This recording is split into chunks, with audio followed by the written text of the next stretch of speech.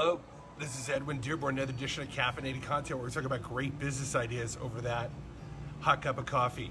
The question today is, what type of content should you be creating for your audience?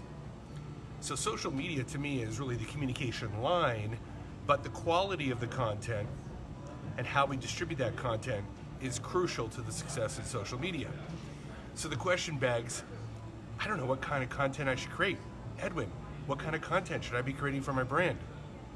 And I want to go over a couple of ideas to inspire you on how to create content that's going to get traction, it's going to get you attention, and more importantly, it's going to create opportunities and new customers.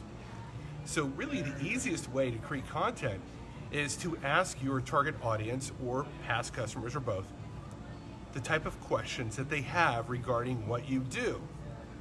So literally I have people just write down what are the type of questions that you are asked all the time by your clients or by your prospects. So if I'm talking to a realtor, they may go, well, how much money do I have to put down on a home? I go, great, write down that question. What does my credit score have to be? Great, write down that question. You get the idea. And they'll come up with 15, 20, maybe even 25 questions that they're asked all the time. Well, each of those questions is a topic for you to answer.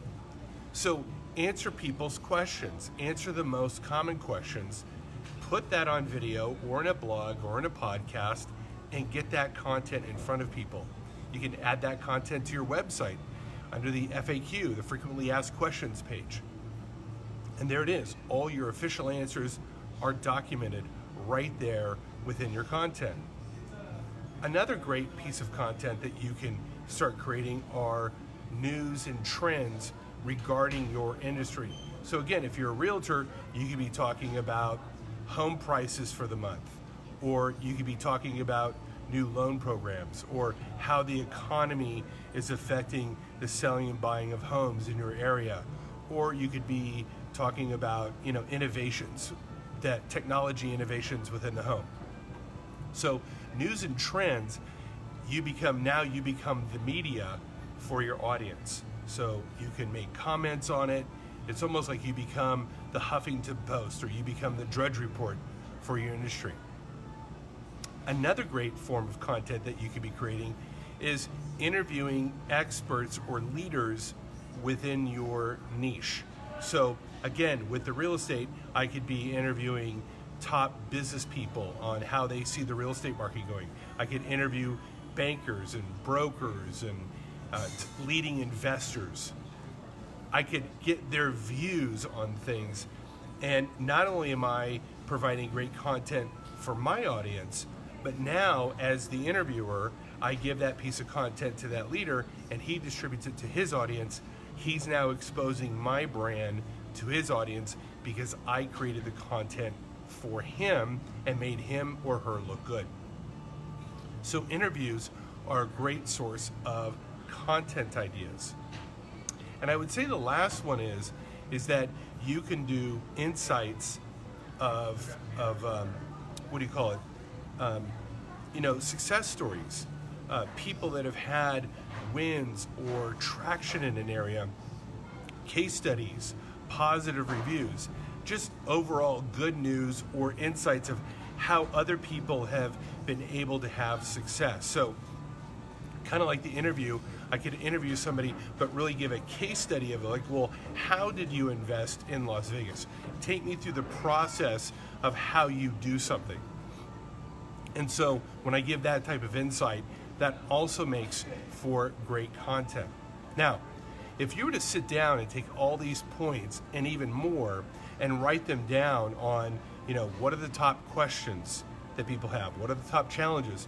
Who are some of the leaders that I can interview? What are some case studies? You could literally come up with 40 or 50 different things. And if you did that once a week, you'd literally have a year's worth of content written down and already scheduled. So you wouldn't be sitting there the next day or the next week going, gee, I wonder what type of content I should be creating. You would have it all scheduled out. You'd have it laid out right in front of you, the type of content that you are creating. Now, interestingly enough, as you create this content and as you get feedback, that feedback itself can inspire new ideas for further content. Example, I put out a video that answers a question, but then I start getting other questions regarding that topic that allow me to go a little deeper on that topic. I can now turn those questions into further content. So literally, the more content you create, the more questions you get, the more listening you do. It inspires further ideas for even greater content. Okay, so hopefully this has inspired you of how to go out there and create more content. And I can tell you, when you create content and you distribute it, you're going to attract attention. And that's really the name of the game these days, is how do I attract attention as a business person, as a brand, as an entrepreneur? How do I get more eyeballs looking at my stuff? How do I become an authority in the minds and hearts of those that I'm trying to influence? And nothing will accomplish that better for you than creating really topical, engaging, epic content.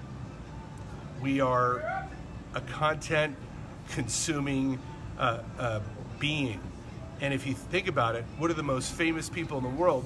They were content creators, they were writers, they were playwrights, they were actors, they're movie stars, directors, producers, all throughout history, whether it was Voltaire or, you go back in antiquity, content creators have been the ones that have really shaped this society because we love to consume content. And the better you get at this content game, the better you're going to have success in attracting attention and new customers by doing so. You make it a great day. This is Edwin Dearborn. We'll talk to you later. Bye-bye.